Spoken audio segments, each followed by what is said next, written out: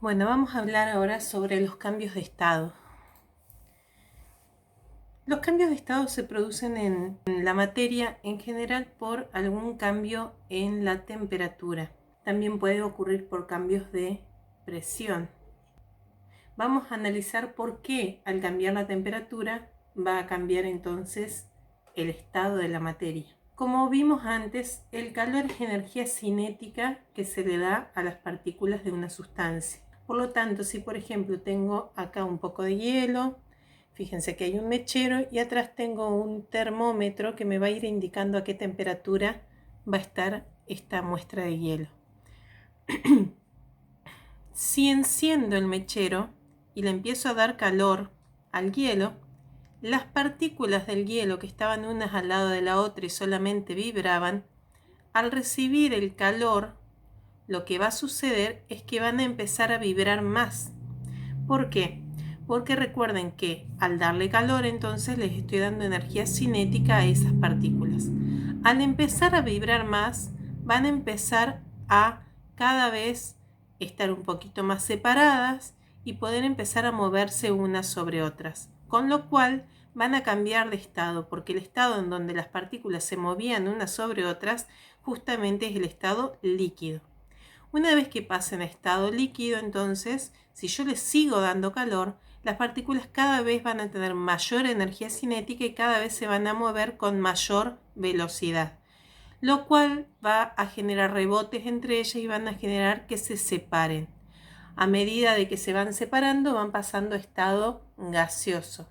En este caso, en este momento, es solo evaporación hasta que alcance una temperatura determinada, la cual ya es ebullición. Y las partículas entonces pasan a estado gaseoso. Entonces, ¿por qué al darle calor a una sustancia cambia justamente de estado? Porque va cambiando el estado de movimiento que tienen las partículas.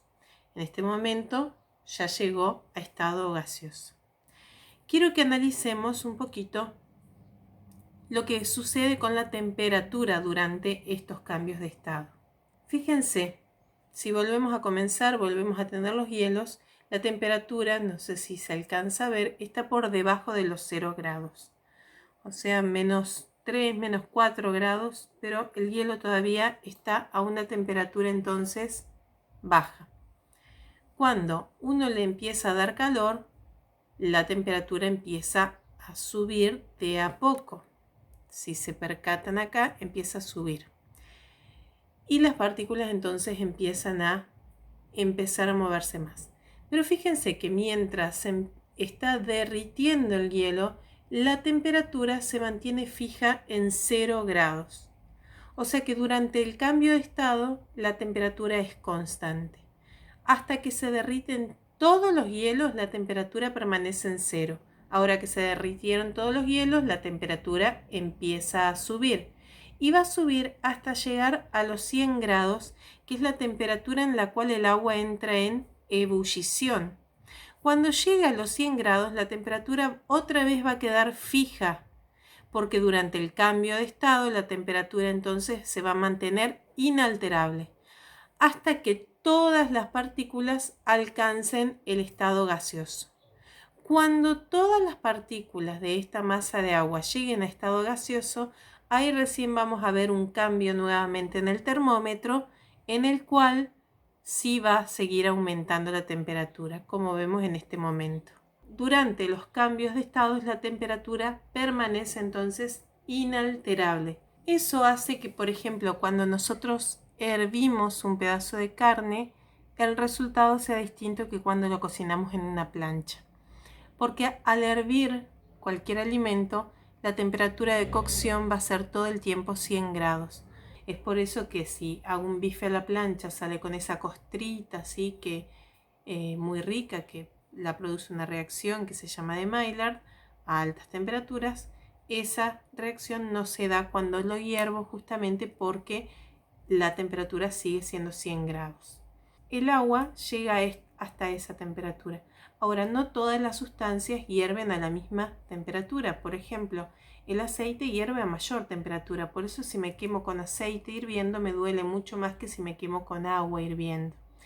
Lo mismo pasa con el punto de congelación. Si pongo a congelar aceite, la temperatura a la cual se va a congelar va a ser menor que la temperatura a la cual se congela el agua. El agua se congela a 0 grados, el aceite, dependiendo de qué aceite sea, menos 10, menos 14 grados. Vamos a ver cómo se llaman estos cambios de estado. Entonces, lo que vimos recién es el paso entonces de sólido cuando le doy calor y que empieza a desordenarse las partículas, entonces cambia de estado a estado líquido, se llama fusión. Es por eso que se llama punto de fusión a la temperatura a la cual el sólido se derrite y pasa a estado líquido. Ese cambio de estado se dice que es un cambio de estado progresivo. Los cambios de estado progresivos son aquellos en donde las partículas pasan de un estado ordenado a un estado desordenado. En este caso, de sólido a líquido. Si sigo dándole calor al líquido, entonces cambiaba de estado líquido a gaseoso. El cambio de estado líquido a gaseoso se denomina vaporización. Pero hay dos clases de vaporización, una es evaporación y otra es ebullición. Ya vamos a hablar sobre la diferencia. También es un cambio de estado progresivo, justamente porque pasa de un estado más ordenado a uno más desordenado. Algunas sustancias como la naftalina o el yodo, cuando se los calienta, pasan directamente de estado sólido a estado gaseoso, sin pasar por el estado líquido. Ese cambio de estado directo de sólido a gaseoso se llama sublimación progresiva o sencillamente sublimación, y también recibe el nombre de volatilización. No se dan todas las sustancias, son algunas como el azufre, el yodo, la naftalina, nada más. Cuando en vez de darle calor a una sustancia se lo quito, las partículas que se estaban moviendo pierden energía cinética y entonces van a empezar a moverse cada vez menos. Entonces se van a ir ordenando. Cuando esto sucede, se dan los cambios de estados regresivos. Cuando un gas pierde temperatura, pierde calor y se vuelve líquido, ese cambio de estado se llama condensación. Acá también aparece la licuación, ya vamos a hablar de lo que es y cuál es la diferencia con la condensación. También es un cambio de gaseoso a líquido, pero no se produce solamente por la temperatura. Cuando tengo un líquido entonces y le quito calor, o sea que lo enfrío y ese líquido pasa a sólido, eso se llama solidificación. Lo que nosotros decimos se congeló. Entonces, ese se llama solidificación. La temperatura a la cual el sólido pasaba al líquido se llamaba punto de fusión.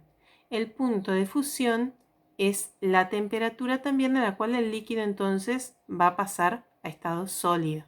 Entonces, el hielo, por ejemplo, se hace a los 0 grados. Entonces, la temperatura de fusión o el punto de fusión del agua es 0 grados.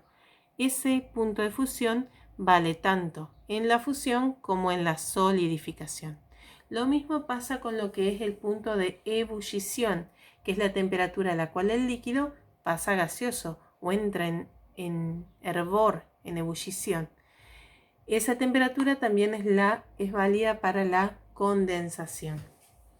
Y por último, si tengo una sustancia como el yodo, el azufre, la naftalina, el dióxido de carbono, que justamente cuando estaban sólidos los calentaba y pasaban directamente a gaseoso, también cuando están gaseosos y se los enfría, pasan directamente a sólido.